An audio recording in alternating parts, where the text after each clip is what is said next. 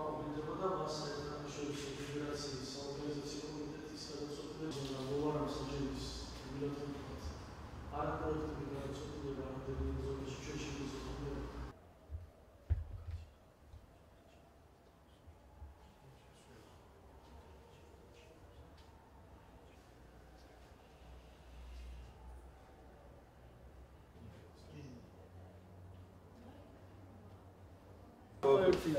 Чемпион.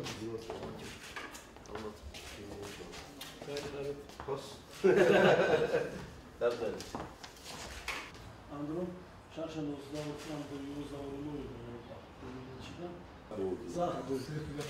Gaboria, ჩემპიონატი ჩემპიონატამდე ერთი თვით ადრე წავიყვანეთ საფრანგეთში საერთაშორისო ტურნირზე შარშან ევროპის ჩემპიონატზე შვეიცარიაში ნახევარფინალი წააგო. იმას უნდა ეშინა. ძალიან ჩაატარებს 30-31 მაისს ბაქოს ევროპის ჩემპიონატზე საქართველოს წარმოდგენილი იყო როგორც ახალგაზრდული ნაკრებით, ასევე ეროვნული ნაკრების შემადგენლობით. განსაკუთრებით გასახარი არის, რომ უკვე საქართველოს კონტაქტური კარატეს ისტორიის მანძილზე მესამედ იქნა მოპოვებული ოქროს მედალი უფროსი ასაკის სპორტსმენებს შორის. მანამდე ეს ჰქონდა ორჯერ მოპოვებული მიხეილ ციკლაურს 70 კილოგრამ წონით კატეგორიაში და ამავე წონით კატეგორიაში უკვე ანდრეი ზინჩენკომ, რომელიც შარშანდელი ევროპის ჩემპიონია 22 წლამდე ახალგაზრდებს შორის, უკვე დიდებში დაიმკვიდრა ევროპის ჩემპიონის ტიტული და მან საკმაოდ ძლიერი ორთაბრძოლები განლო და ძალიან ძლიერი მოწინააღმდეგეები დაამარცხა. სამგზის ევროპის ჩემპიონი უნგრელი დაამარცხა ნახევარფინალურ ორთაბრძოლაში და ფინალურ ორთაბრძოლაში ძლია მასპინძელ აზერბაიჯანელ სპორტსმენს. რაც შეეხება სხვა შედეგებს, საქართველოს ეროვნულმა ნაკრებამ აბსოლუტურ მძიმე წონით კატეგორიაში ბრინჯაოს მედალი მოიპოვა ნემზარ ნიკაცაძემ, რომელიც ეს მისთვის მეხუთე საპრიზო მედალი არის. ხოლო რაც შეეხება ახალგაზრდებს, დებიუტანტი გოგონა ყავდა ჩვენ წაყვანილი აბსოლუტურ წონით კატეგორიაში, ანი ბოჭორიშვილი, ქუთაისელი სპორტსმენი, რომელმაც ასევე ბრინჯაოს მედალი მოიპოვა.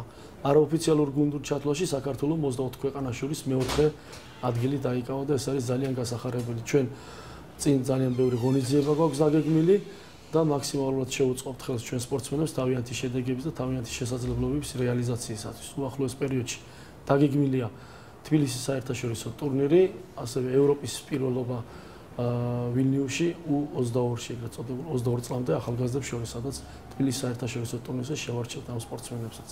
მადლობა მინდა გადავუხადო ყველას, ჩვენი ბიჭების პირად მწვრთნელებს, გუნდის კაპიტანს ამ ერთსულოვნებისთვის და დიდი წარმატებისათვის. საკმაოდ რთული იყო ბრძოლები, 4 ბრძოლა მომიწია ჩატარება და ყველაზე რთული იყო რა თქმა უნდა ნახევარფინალი, იმიტომ რომ მოქმედ მსოფლიო ჩემპიონი და ევროპის ჩემპიონი შემხვდა და რა თქმა უნდა გადავლახე ეს ბარიერი და მოვიგე და ფინალში შემხვდა აზერბაიჯანელი მასპინძელი და იმასაც ძირითად დროშიც მოვიგე.